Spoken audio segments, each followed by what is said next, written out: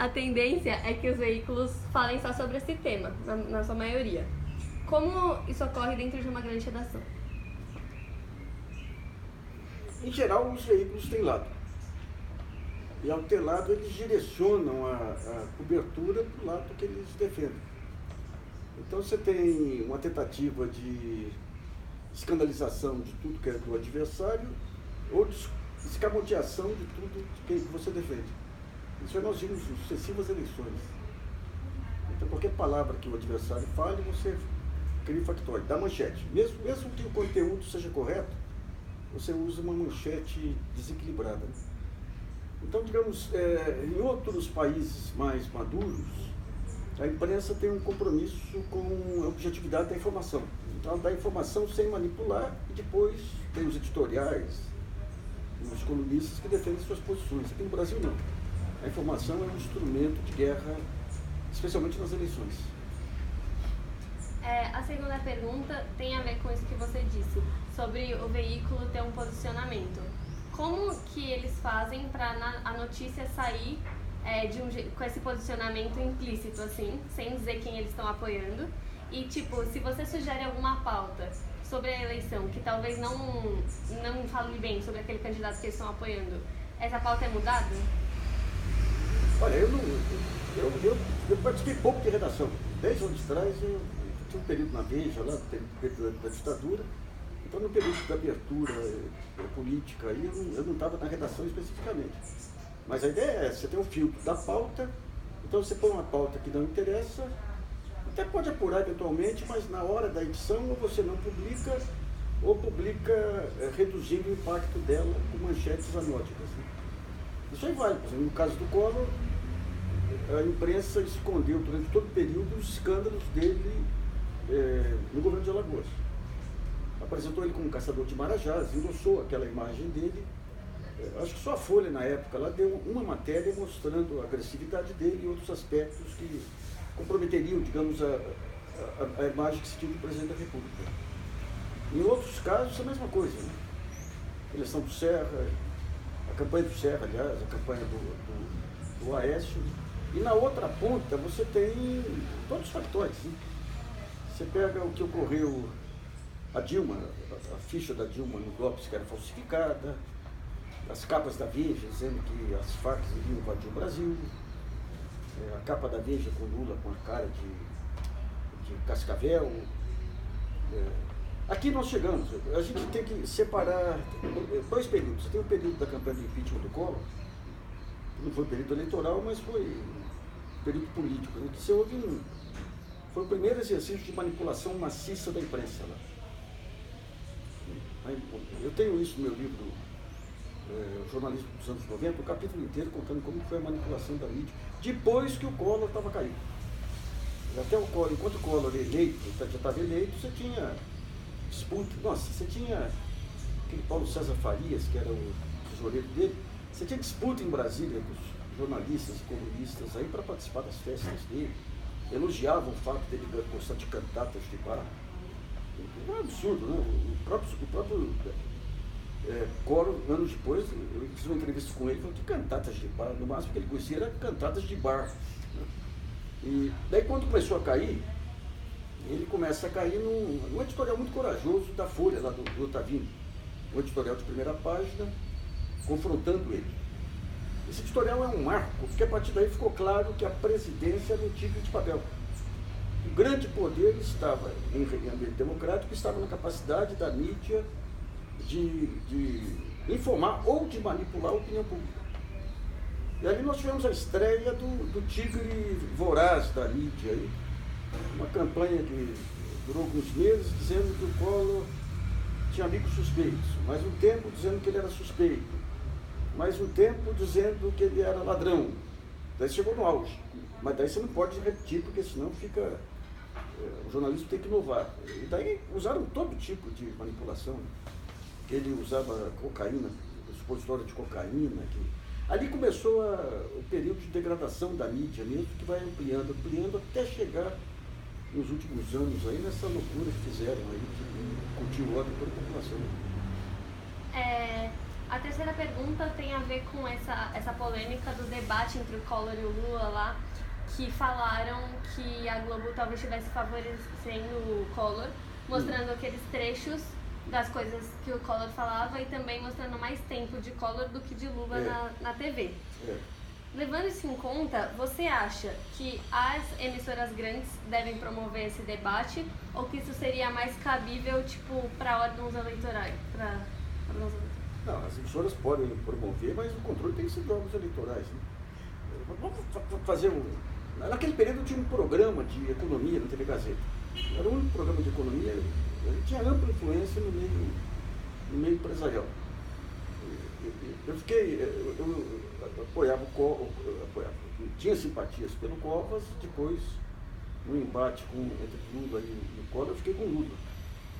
O debate não foi... O Lula ele cometeu um erro no debate, que foi... Ele chegou cansado. Fazendo muitas campanhas, chegou cansado. E o Collor blefou em algumas coisas. Disse que ele tinha denúncia que o Lula tinha ganhado um aparelho de som, aquelas bobagens que pega na opinião pública. Então o Lula ele não saiu bem no debate. Acontece que você teve uma edição do debate e logo depois você teve a Globo orientando para mudar a edição para pegar só os pontos favoráveis ao Collor. Né? Eu não sei se aquilo resolveu a eleição, mas realmente mostrou o poder de manipulação da mídia, principalmente quando ela tem poder de cartel e de monopólio.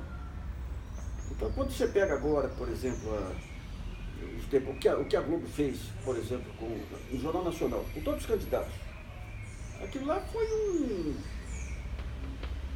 a arrogância dos apresentadores, lá o Bonner e a Renata, a arrogância, como se a Globo fosse um poder maior, criminalizando, não levantou uma proposta de campanha de nenhum candidato. Criminalizou todos, não escapou nenhum.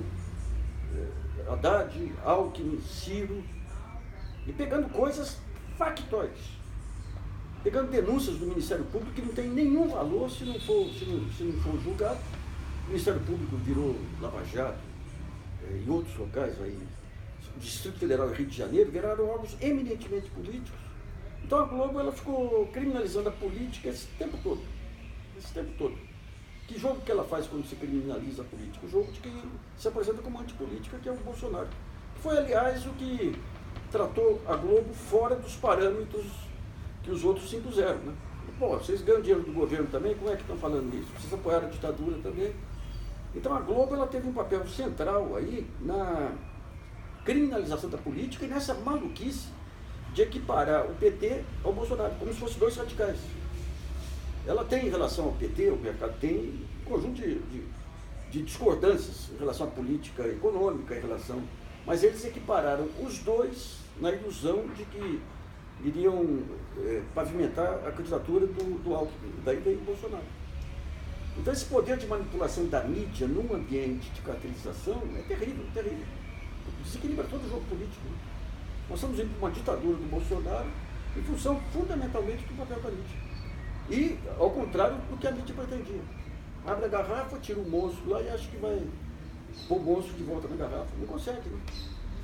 Estão falando muito agora sobre a Globo estar tentando fazer notícias que falem melhor do Haddad, para que no futuro, quando aconteça alguma coisa que o Bolsonaro faça, eles possam usar isso como se eles não tivessem apoiado o Bolsonaro. Você acha que isso realmente está acontecendo? Claro. Mas não durou um dia, né? Porque a violência com que está se espalhando por todo o país, agora mesmo eu vi um vídeo de uma senhora que estava num ônibus cheio de bolsonaros, eles começam a cantar hinos em favor do Bolsonaro, ela reclama, ela com uma criança no colo, o comandante chama a polícia que arranca a criança dos braços dela e leva ela para fora. Quem criou esse clima foi a Globo. Agora você vê, depois que vem para o segundo turno, que o risco Bolsonaro está evidente, está nítido, a Globo solta as matérias sobre as violências que estão ocorrendo, e a Miriam Leitão fez um comentário no Bom Dia Brasil, falando óbvio. O PT pode ter seus defeitos, mas não tem. O PT é um partido democrático. Bolsonaro não é. Daí foi atacada de todo lado, chegou no dia seguinte, a Globo ela dá ordem unida. Sabe? Se tem jornais que, a Folha já foi um certo período assim, lá fora é assim, ele tem um conjunto de colunistas, cada qual com o seu caráter. Daí você tem, isso aqui é um pacote que é a cara do jornal. A Globo não, a Globo ela uniformiza o que todos vão falar. Né? Então, bastou perceber que podia haver represália depois, se o Bolsonaro fosse eleito, no dia seguinte estava a mídia, o tal do camarote, o editorial do Globo, todos na mesma linha. O Bolsonaro mostrou que está a favor da democracia por conta de uma declaração rápida no Jornal Nacional. Né? A Globo é a principal responsável por uma emissora pública, uma emissora com concessão pública, o estímulo que ela deu ao discurso de ódio, às campanhas de rua, ao impeachment, isso aí seria um crime em qualquer país civilizado. Né? E ela vai ser vítima da sua irresponsabilidade. Né? Você acha que o tempo que cada candidato tem na TV para campanha continua influenciando muito no resultado das eleições, mesmo com a participação do povo na internet? Não, a internet hoje... É interessante que você tem dois mundos de informação hoje. Você tem os incluídos midiaticamente, que é aquele público que é suscetível, aí, que acompanha os jornais, que acompanha a Globo, E você tem um público que são as ilhas, diversas ilhas, que são completamente a parte desse jogo institucional. E esse público passou a se orientar pelo WhatsApp, pelas redes sociais. E não é um público que você fala desinformado, porque está lá no interior. Não, não. Se você pegar, por exemplo, aqui em São Paulo, grupos de desembargadores do Tribunal de Justiça, de procuradores, o grau de ignorância é idêntico. Você tem um Brasil não incluído midiaticamente, que é enorme. Eu já conversei com juízes aí que juravam por Deus que o Jornal Nacional e Veja eram comunistas. Então, digamos, em cima desse mundo de desinformação, do qual a mídia é a maior culpada. A mídia, quando começou a criar essas teorias malucas, que as Farc iam invadir o Brasil, que Cuba mandava dinheiro, a Veja, a principal responsável por isso aí, você desarticulou todo o universo de informações. Então, digamos, um fenômeno que ocorre lá fora, que é das fake news, aqui no Brasil bateu num terreno que você não tinha um filtro da mídia mais. Essa história, para conferir se uma notícia é verdadeira, veja se saiu em algum veículo. Daí você vai ver algum veículo, vai ver a Veja, aquela história das Farc invadindo o Brasil, a história de 6 milhões de dólares indo em garrafa de rum do PT. Então, digamos, esse fenômeno do boato, ele existe desde que o mundo é mundo. Quando vem a imprensa, surge a imprensa como uma operação comercial, séculos atrás, a imprensa usa a informação e o boato como uma arma política. Você pega, quando vira uma imprensa de massa, aí, final do século XIX, começo do século XX, um dos grandes trunfos da mídia era criar inimigos. Você cria inimigos. Por exemplo, para os Estados Unidos entrar em guerra com a Espanha para disputar Cuba, grupos econômicos com interesse em Cuba convenceram as duas principais redes de jornais americanos a fazer uma campanha contra a Espanha, dizendo que a Espanha praticava canibalismo, as maiores maluquices. Agora, quando vem as redes sociais, num primeiro momento a mídia se vale disso. Nos Estados Unidos, na Inglaterra, o Murdoch fala, você tem as mídias sociais para disseminar o boato, então nós criamos um boato aqui e passamos para as mídias sociais. E aqui no Brasil, quem inaugura esse pacote aí é o Roberto Tifft, em 2005, fazendo um pacto com todos os grandes veículos, com a Globo, com a Folha, com o Estadão, para usar a internet para fake news mesmo. E ali a imprensa se desmoraliza. Totalmente. A Folha entrou nisso aí, Estadão, as maluquices que falam a respeito de notícias totalmente políticas e pegam um ambiente que já estava propenso a criar fantasias.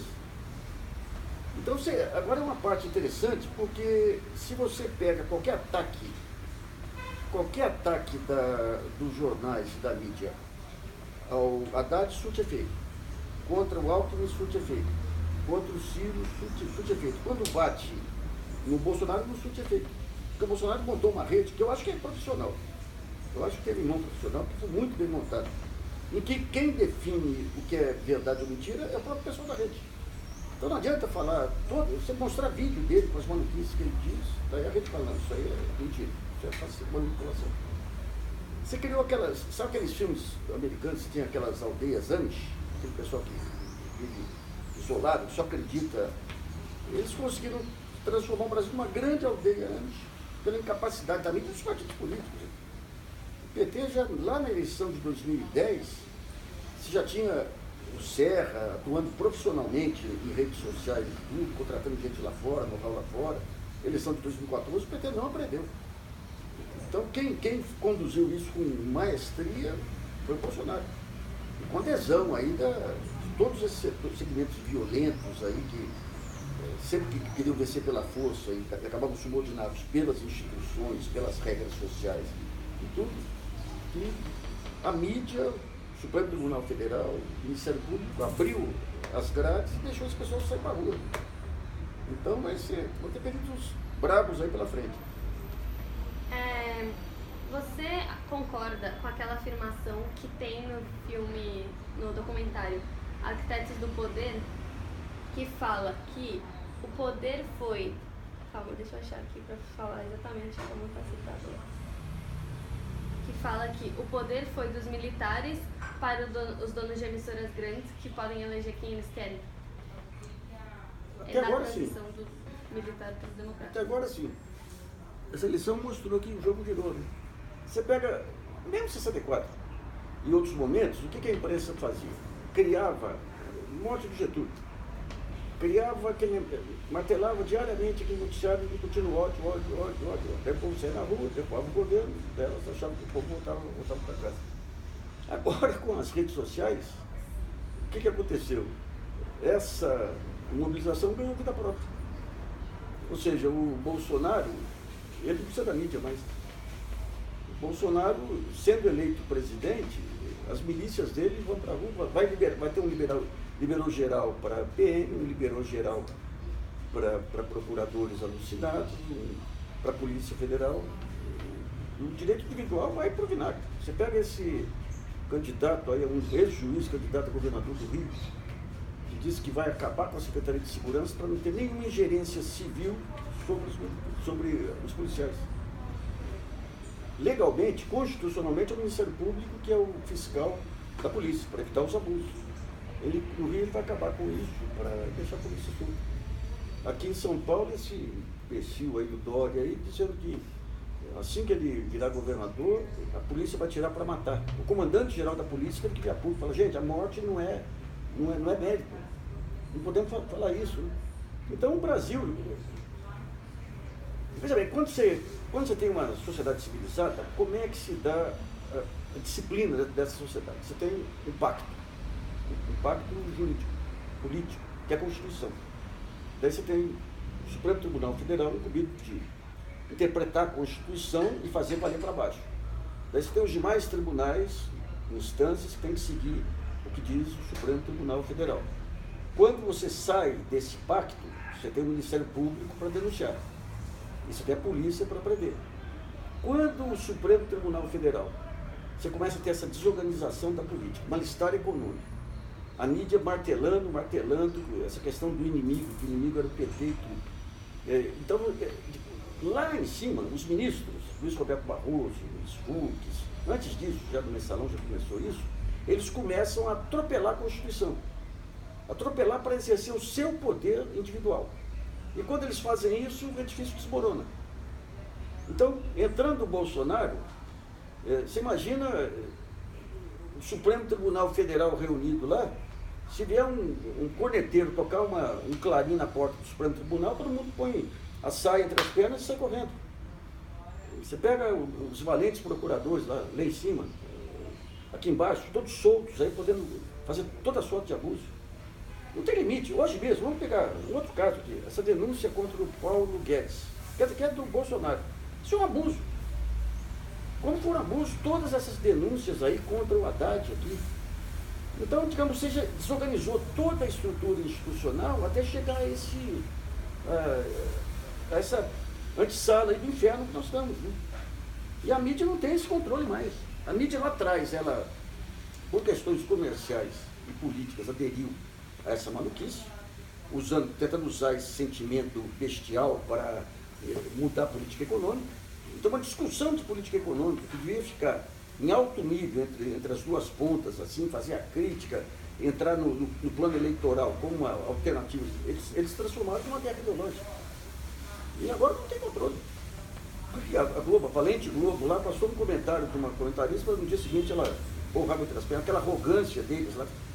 Pô, todos os debates da Globo News, pô, pareciam inquisidores aí. Inquisidores com uma agressividade de jornalistas de merda aí, pô. De merda não sendo jornalistas, mas dentro de uma estrutura de poder, de um processo de país, ou jornalista individualmente, é um tiquito. Com aquela arrogância de estar por trás, pondo o dedo no nariz dos candidatos e tudo. Cadê a coragem agora? Por que eles tinham aquela coragem? Porque você tinha todo um desenho institucional que fazia com que os comentários dele influenciassem o Supremo influenciasse. Agora tudo isso está indo por água abaixo. Então esse poder deixa de existir. Do ministro do Supremo, do editorial da Globo, a selva, né? Qual que você acha que vai ser o reflexo das fake news no resultado dessas eleições? Total. Mas repito mais uma vez, quem iniciou o reinado das fake news foram os jornais. Não apenas com notícias falsas, mas com interpretações falsas. Quando eles equivocam. O PT tem um monte de defeito. Eu acho que o PT teria que agora mudar, tem um monte de erro aí. Agora, quando a imprensa passa a equiparar o PT como se fosse extrema esquerda e ao Bolsonaro extrema direita, iguala os dois, ele dá legitimidade para o Bolsonaro e cria essa figura. O Bolsonaro nós podemos entrar para acabar com o inimigo. Né? É um tempo de curtos aí. Né? Você acha que a cobertura do jornalismo das eleições vem progredindo ou regredindo e por quê? Olha, pega pega os debates políticos. Esses debates não têm a menor validade. É frase de efeito. Ou o cara fala, quando você pega o óculos, o que você vai fazer? Ele faz um checklist lá. O outro, o que vai fazer? Ele faz um... Você não tem discussão de conteúdo. Mas você pega as entrevistas mais substanciosas, entre aspas, do Jornal Nacional e da Globo News, vê se tem alguma pergunta sobre propostas. O que eles fazem exclusivamente é pegadinha. Em cima de todos. Pegadinha para cá, pegadinha para lá. Não, mas aqui você tem uma denúncia que então, já foi denunciado ali. Gente, o Ministério Público Federal, o que o Janot fez lá com aquele negócio da J, denunciou todo mundo. Isso não tem nenhum valor. As denúncias estão caindo agora por falta de provas, algumas, a maior parte delas aí, e eles pegando como se aquilo fosse a confirmação do crime. Então a imprensa não ajudou em nada, foi a pior cobertura, uma cobertura que escancarou o país para o fascismo. Porque só perceberam o leão de boca aberta e babando agora, nas vésperas do segundo turno. Em 2014, durante as manifestações contra Dilma, a mídia cobriu isso de um ponto de vista único, assim. Como você acha que essa falta de pluralidade pode atrapalhar o regime democrático? Ela criou as milícias, né?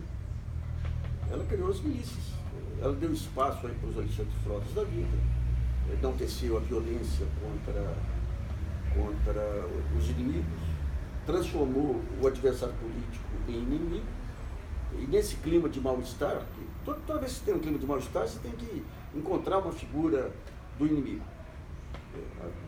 Eles transformaram o PT no inimigo. Então, digamos, toda essa malta hoje que pratica violência para todo lado, é que nem você fez, é o mesmo princípio do fascismo. Que nem você fez com os judeus nos anos 30, nos anos 20 na Europa, com os esquerdistas nos Estados Unidos nos anos 50. É a irracionalidade pura. Qualquer manifestação contra o pensamento majoritário já é enquadrado na categoria de petista, inimigo, que tem que ser destruído. Essa cena é dantesca, da mãe sendo retirada do avião, arranca o filho dela, porque ela reclamou das manifestações dos bolsonaros lá no avião. Isso é o clima do fascismo. Esse é o fascismo acabou com o Estado público.